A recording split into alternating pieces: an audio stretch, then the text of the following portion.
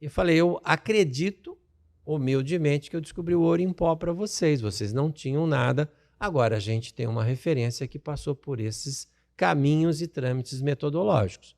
Foi então que essas mesmas empresas, que eram 40 empresas, apenas 17 empresas da época falaram, não, nós vamos investir porque nós não temos nada, não entendemos profundamente o que você está comentando conosco, mas o que eles fizeram? Eles foram os primeiros financiadores e permitiram que eu fizesse 44 reuniões no eixo Rio-Brasília-São Paulo, conversando com publicitários, conversando com diretores de marketing, mostrando o trabalho que eu tinha defendido em banca de um congresso.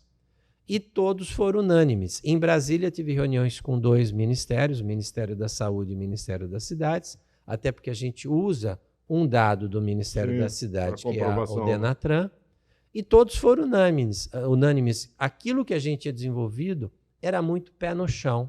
E eu costumo falar que uma boa metodologia, ela não pode ter muitas variáveis, ela tem que ter uma variável indexada, né?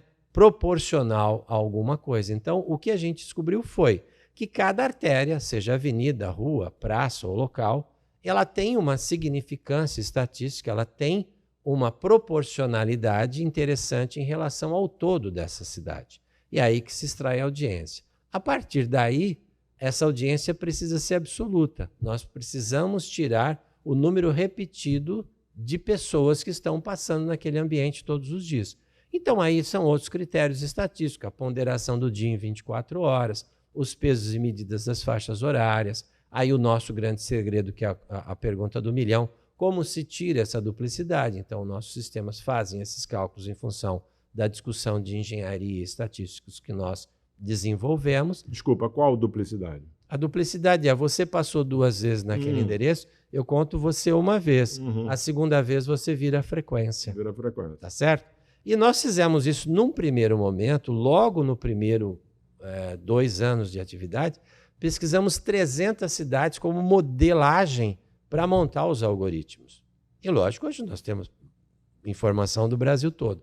Mas essas 300 cidades nos demonstraram que as cidades são como pessoas. Dá para fazer um retrato falado. Em função desse retrato falado, desse raio-x e características dessas cidades e municípios, é que então nós desenvolvemos todo o algoritmo para que todas elas conseguissem ser pesquisadas de forma ou in loco ou à distância consumindo dados e dentro de uma margem de erro extremamente confiável, com 95% de nível de confiança e 3% de margem de erro. Então é praticamente próximo da realidade do que você está entregando. Feito isso, são outros fatores que nós viemos a serem desenvolvidos. Uma delas, e que fez todo o upgrade do nosso trabalho, foi que, ao terminar essas 300 cidades, eu tive a felicidade de conversar com o presidente do Grupo de Mídia de São Paulo, na época, que era o Daniel Chalfon, que me apresentou a equipe técnica que pré-julga se aquilo que você está desenvolvendo é factível, tem realmente fundamento. E dali nasceu o quê? Uma troca de produção de conteúdo, uma troca de produções de dados, de ciência praticamente dita, e aí nós viemos desenvolvendo os algoritmos. A primeira, né, que foi desse artigo, foi para a peça mais básica que existe praticamente no Brasil todo e no mundo todo, que é a peça 9x3, que é o outdoor convencional. O mais... A segunda, nós fomos para a rodovia. Não? Olha como as coisas são interessantes. Nós desenvolvemos para a central de outdoor com um peso muito forte em outdoor. Só que entre uma cidade e outra existe uma rodovia. Então, a segunda metodologia foi para peças de rodovias. E aí, de repente, tudo começou a aparecer de outras formas. Então, nós hoje temos metodologias para as peças urbanas, com diferentes pesos, porque o eixo de influência de uma banca, de um abrigo, é diferente de uma empena, de um fronte, de um outdoor e de um painel de LED. Cara, isso me gera... a minha próxima pergunta vai ser exatamente aí.